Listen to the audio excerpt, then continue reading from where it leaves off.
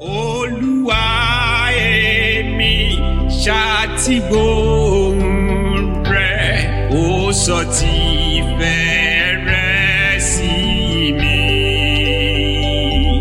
Ṣùgbọ́n mo fẹ́ dé lápá ìgbàgbọ́ kí n lè túbọ̀ sùn.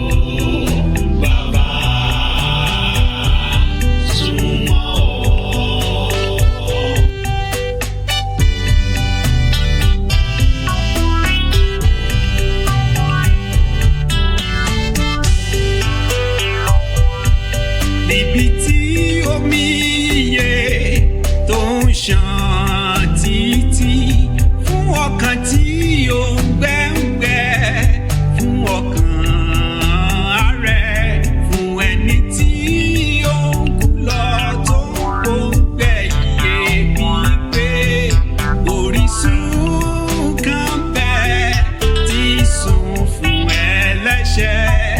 Fà mí lọ sórísun náà.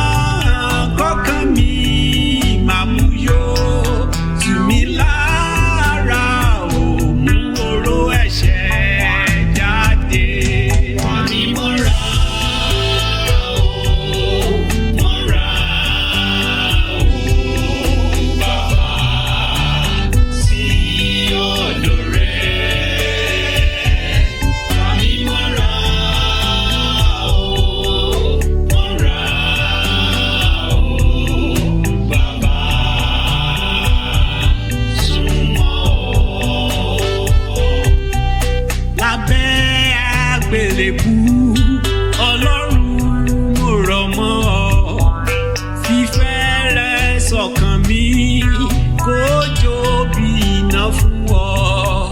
Mo gbé àgbélébù mi, mo ń tọ̀ lẹ́yìn lọ.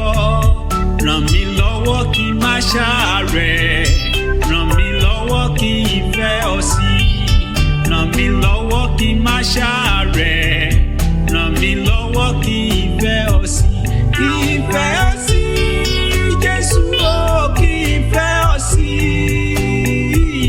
kí n fẹ́ ọ sí, Jésù o, kí n fẹ́ ọ sí.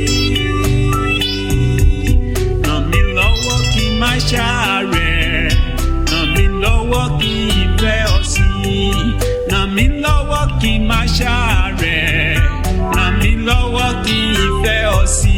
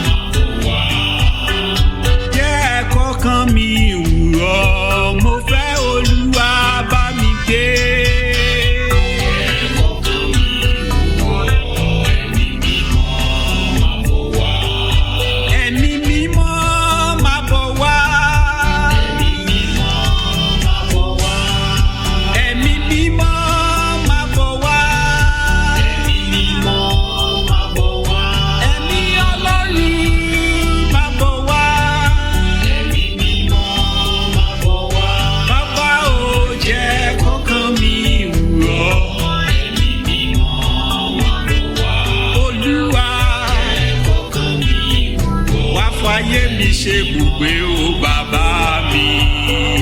Jẹ́ kó